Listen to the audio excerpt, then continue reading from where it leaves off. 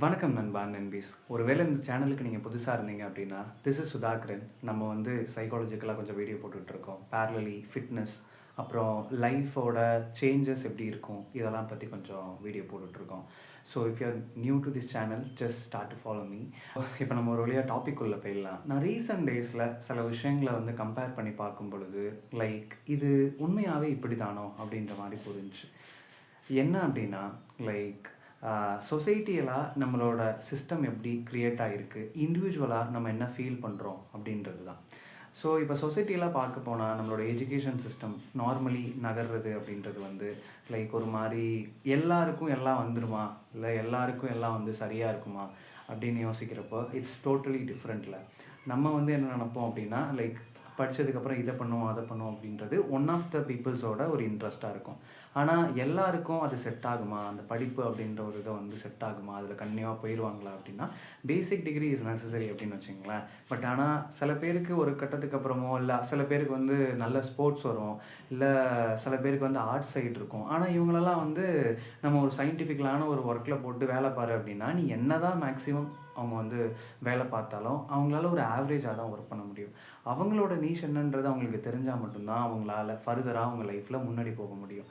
So இதை தான் வந்து சொசைட்டியலுக்கும் இண்டிவிஜுவலுக்கு இருக்கக்கூடிய டிஃப்ரென்ஸ்ன்னு நான் நினைக்கிறேன். லைக் இப்போது என்னை பொறுத்தளவுக்கு ஆஸ் என் இண்டிவிஜுவல், நான் என்னோடய கதையை போய் யார்கிட்டயா சொல்கிறேன், இல்லை யாராவது வந்து என்னை கேட்குறாங்க அப்படின்னா, என்னை பொறுத்தளவுக்கு நான் எடுத்த டிசிஷன் என்னோடய லைஃப்பில் அப்படின்றது எனக்கு ஓகே தான். ஏன்னா எனக்கு அந்த சிஸ்டம்குள்ளே இருக்கும் பொழுது ஐம் நாட் ஃபீலிங் வெல். என்னால் வந்து ஃபர்தராக அதை கொண்டு போக முடியல. என்னால் வந்து நானாகவே இருக்க முடியல. கிட்டத்தட்ட ஒரு மாதிரி மென்டலி ஒரு மாதிரி டயர்டாக ஃபீல் பண்ண மாதிரியும், என்னால் வந்து எதுக்குள்ளவும் எதையுமே பண்ண முடியாத லெவலில் தான் நான் இருந்தேன். ஆனால் எனக்கு படிக்கிறது ரொம்ப பிடிக்கும். ஆனால் நான் படித்த இடம், இல்லை படிச்சுக்கிட்டு இருந்த இடம் வந்து என்னை பெருசாக அந்தளவுக்கு கற்றுக்க விடலை அப்படின்னு சொல்லலாம். ஸோ ஒரு பக்கம் அவங்க மேலே அந்த காரணங்கள் இருந்தாலும், நம்ம இப்போ குறை சொல்கிறதெல்லாம் பெருசாக நம்ம வந்து பேச போகிறது கிடையாது. எனக்கு எது கம்ஃபர்டபுளாக இருந்துச்சு, ஸோ நான் என்ன சஃபர் பண்ணேன், ஸோ சஃபர் பண்ணதுலேருந்து எனக்கு என்ன நான் வந்து ஃபீல் பண்ணணும், ஸோ அதை நான் வந்து ஃபர்தராக கொண்டு போகலாம் அப்படின்னு நினைக்கிறேன். ஸோ ஆஸ் அன் இண்டிவிஜுவல் எனக்கு வந்து நான் சஃபர் ஆனது வந்து எனக்கு உண்மையாகவே ரொம்ப அதிகமாக இயர் அண்ட் இயர் போகும் பொழுதும், செமஸ்டர் பை செமஸ்டர் நான் கிடக்கும் பொழுதும், தேர்ட் இயருக்கு அப்புறம் நான் ஃபீல் பண்ணது எல்லாமே ரொம்ப நெகட்டிவ் வைவ் தான். என்னால் வந்து அதை ஃபர்தராக கொண்டே போக முடியல. ஸோ அதுக்கப்புறம் நான் ஃபீல் பண்ணது, இதுக்கப்புறம் இதை கன்டினியூ பண்ண வேணாம் அப்படின்னு தான். அதுக்கப்புறம் தான் நான் வந்து ட்ராப் அவுட் பண்ணிட்டு அடுத்து என்னோடய படிக்கிற ஜேர்னியை நான் ஸ்டார்ட் பண்ணேன். லைக் ஏதாவது ஸ்கில் கற்றுக்கலாம், அந்த ஸ்கில் வந்து நமக்கு வந்து கொஞ்சம் ஒர்த்ஃபுல்லாக இருக்கும்.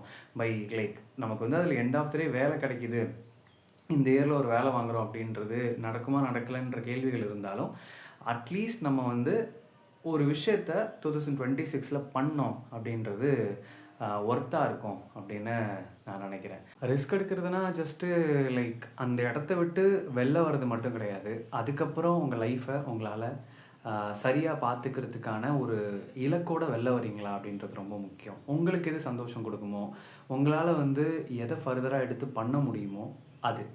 ஜஸ்ட்டு வெளில வந்துட்டு சஃபர் ஆகிறது கிடையாது.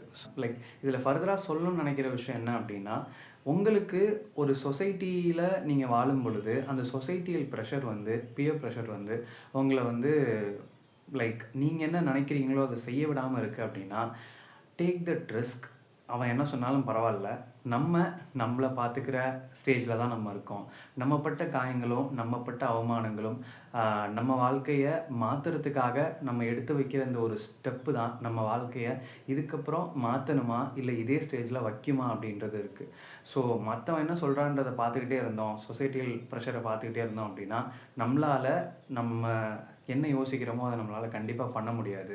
So if you have that privilege, like உங்களுக்கு வந்து எந்த ஒரு ப்ராப்ளமும் இல்லை, வீட்டை பொறுத்தளவுக்கு உங்களுக்கு வந்து எந்த ப்ராப்ளமும் இல்லை அப்படின்றப்போ, நீங்கள் வந்து என்ன யோசிச்சிங்களோ, உங்கள் லைஃப்பில் என்ன பண்ணணும்னு ஃபஸ்ட்டு நினச்சிங்களோ அதை வந்து ஸ்டார்ட் பண்ணுங்கள், அதை பண்ணி முடிங்க. ஒரு வேளை அப்படி இல்லை, நான் அந்த சுச்சுவேஷனில் இல்லை அப்படின்னாலும் ஸ்டார்ட் டு டூ. நீங்கள் என்ன ஆல்ரெடி யோசித்து வச்சுருந்தீங்க, உங்களோட ட்ரீமாக என்ன இருந்துச்சு அப்படின்றதோ அதை நீங்கள் வந்து எடுத்து பண்ண ஆரம்பிங்க. ஸோ அது உங்களை ஒரு இடத்துக்கு கொண்டு போகும். அவ்வளோதான் சொல்லணும்னு நினச்சேன். லைக் சொசைட்டிக்காக எதையும் யோசித்து உங்களோட இண்டிவிஜுவாலிட்டியோ நம்ம வாழ்கிற காலகட்டத்தையோ விட்டு கொடுக்க வேண்டாம் அப்படின்னு நான் நினைக்கிறேன். ஏன்னா எத்தனை வருஷம் பெருசாக வாழ்ந்துட போகிறோம் இல்லை. மொத்தமாக யோசித்து பார்த்து நேற்று உட்காந்து கால்குலேட் பண்ணி பார்த்தா ஒரு ஒரு 17,000 டேஸ் தான் பெண்டிங் என்னை பொறுத்தளவுக்கு நான் பார்த்தது. இது மாதிரி ஒரு ஒரு ஆளுக்கும் நீங்கள் உங்களோட வயசை போட்டு அப்படியே செக் பண்ணி பார்த்தீங்க அப்படின்னா தெரியும் நீங்கள் வாழ்கிற காலம் வந்து ரொம்ப கம்மி தான். So take that risk. நம்ம சந்தோஷமாக இல்லை இது வரைக்கும் அப்படின்னா இனிமேலும் வந்து இப்படியே இருந்துட்டோம் அப்படின்னா வாழ்கிற வாழ்க்கை வெறும் சர்வைவல் மோட்லேயே போயிடும். நம்ம வாழணும்னு நினைக்கிற வாழ்க்கை கடைசி வரைக்கும் வாழ முடியாது. மற்றவனுக்காக அப்படியே இருந்துட்டு செத்து போயிடுவோம். இப்படி ஒரு வாழ்க்கை வேணுமான்றதை யோசிச்சுட்டு நீங்கள் வந்து அடுத்தடுத்த முடிவுகளை எடுங்க. இதான் சொல்லணும்னு நினச்சேன். ஸோ இதை பற்றி நீங்கள் என்ன நினைக்கிறீங்க அப்படின்றத வந்து கமெண்ட்டில் சொல்லுங்கள். வீடியோ பிடிச்சிருந்தால் லைக் பண்ணுங்கள். ஸோ அடுத்த வீடியோவில் பார்க்கலாம். பாய் நண்பா நண்பீஸ்.